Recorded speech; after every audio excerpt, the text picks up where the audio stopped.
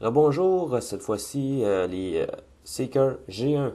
Encore une fois, à la demande spéciale d'un ami, Magnus Ultra. Euh, les Seeker G1 sont tous faits sur le même principe, ont tous le même corps, les mêmes ailes pour Starscream, Thundercracker et Skywarp. J'ai également les Coneheads, mais les Coneheads, je vais leur revenir plus tard. On va commencer avec les premiers G1. Ça, c'est Starscream. C'est du G1. Pas vraiment d'articulation, à part les bras qui montent et qui descendent. Rien d'extraordinaire. Mais je suis très heureux d'avoir les Seekers G1 parce que c'est des jouets que je voulais avoir depuis très longtemps. Le crédit s'en va à Megazarak, un de mes amis sur un forum de discussion, les Transformers. C'est le forum québécois, tout premier forum de discussion sur le net en français. Pour ce qui est de transformer ces bonhommes-là, c'est tout à fait simple. On enlève les fusils, on retire les mains.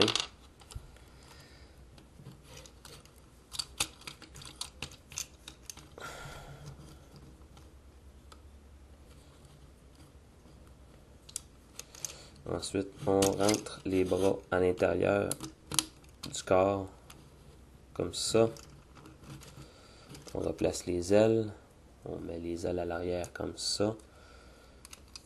On replace les pieds vers le haut comme ça pour le train d'atterrissage.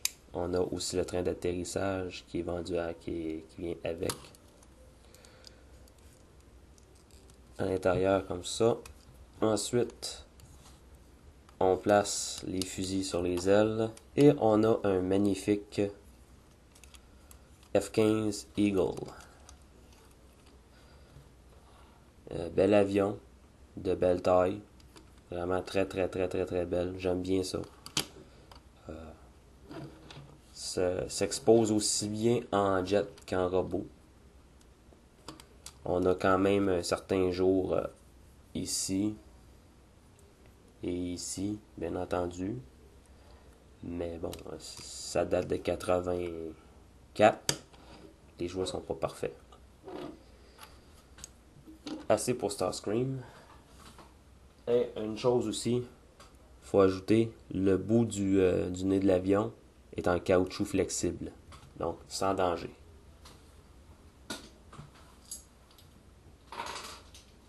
Le prochain, c'est Skywarp. Les motifs sur ses ailes sont pas identiques à ce qu'on voit dans le comic, ni sur le Masterpiece édition japonaise. On a sorti une version US du Masterpiece de Skywarp, avec ce genre de pattern ici sur les ailes. Et le mauve de cette couleur-ci, un peu plus pâle. Et également Thundercracker. Évidemment, je ne pouvais pas me passer à côté de Thundercracker. Donc, le voilà. Même chose pour les trims sur les ailes. Cette fois-ci, ses points sont noirs plutôt que gris. Même chose pour les pieds et les détails. Et les ailes aussi. Les Coneheads, par contre. Les Coneheads sont tous différents. On a le même pattern ou la même base pour le corps, mais les fusils et les ailes sont tous différents. Et là, vous me dites, ouais Patrick, c'est des Coneheads. Pourquoi est-ce que le tien n'a pas son cône sur la tête? Parce que d'un, je trouve ça extrêmement laid, trop long. Et de deux, eh bien, sur la notice de transformation et sur le package, ils sont comme ça. Là, vous remarquez aussi une chose, c'est que mes ailes sur Dirge devraient être placées comme ça. Mais j'aime pas ça. Je trouve ça extrêmement laid. Donc, moi, j'ai décidé de l'exposer avec les ailes vers le haut comme ça. Et ça fait très bien. En mode jet, Dirge a quand même un beau jet comme mode alternatif. C'est un F-15 modifié. Et à ma connaissance, ce jet-ci, avec ces ailes-là, n'existe pas, malheureusement. Là, j'ai pas le train d'atterrissage pour lui.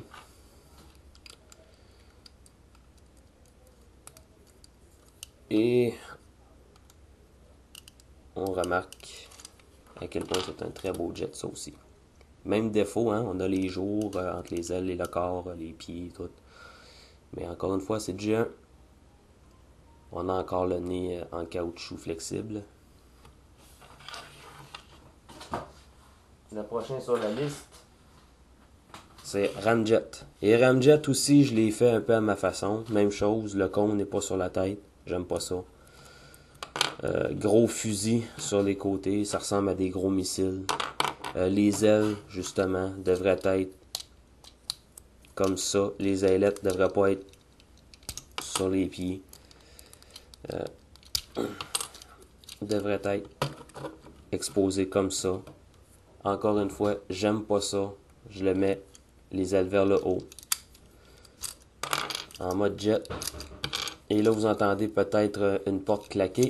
Eh bien, c'est mon charmant petit gizmo qui s'amuse dans les portes d'armoire pour attirer mon attention, étant donné que j'ai pas joué avec encore depuis que je suis réveillé ce matin. Le petit garnement. Et voilà. Quand même un très beau jet. Un autre F-15 modifié. Très beau jet. Pour l'année, bien fait. J'aime bien ça.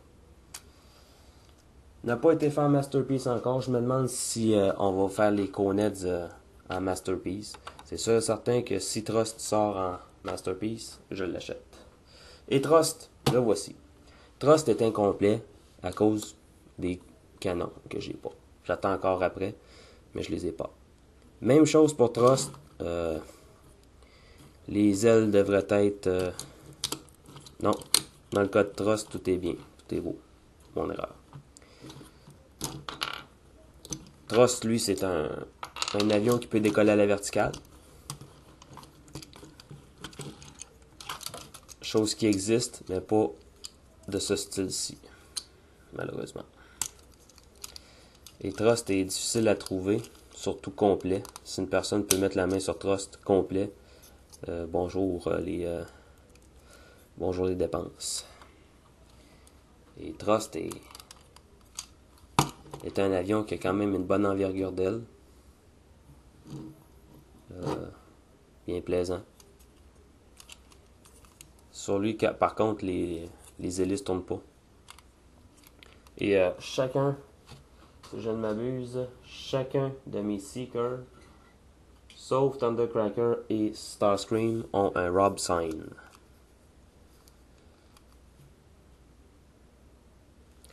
Autre chose que j'ai pas, c'est les yeux. Les yeux habituellement devraient être peints, mais pas ce coup-ci. Sur aucun de mes Seekers. J'ai omis d'amener Sunstorm, simplement parce que Sunstorm a déjà eu sa vidéo à lui, sa vidéo propre. La version NK de Trust a des motifs d'éclairs dessus, qui n'a pas rapport ben. On va sortir une version US du jouet NK, qui va être dans les couleurs exactes de Trust, mais je ne vais pas l'acheter, tout simplement parce que la version NK me suffit amplement. Et voilà. Les Seekers, je les donne tous un 10. J'adore les Seekers. Je suis un accro au jet. Je les aime beaucoup. Je pense que ça paraît, puisque je les ai en Masterpiece, en Classic Universe NK et en G1. Donc, si vous avez des commentaires, allez-y. Pour ce qui est de ce qu'il y a à dire sur ces robots-ci. Il n'y a pas grand-chose d'autre à dire.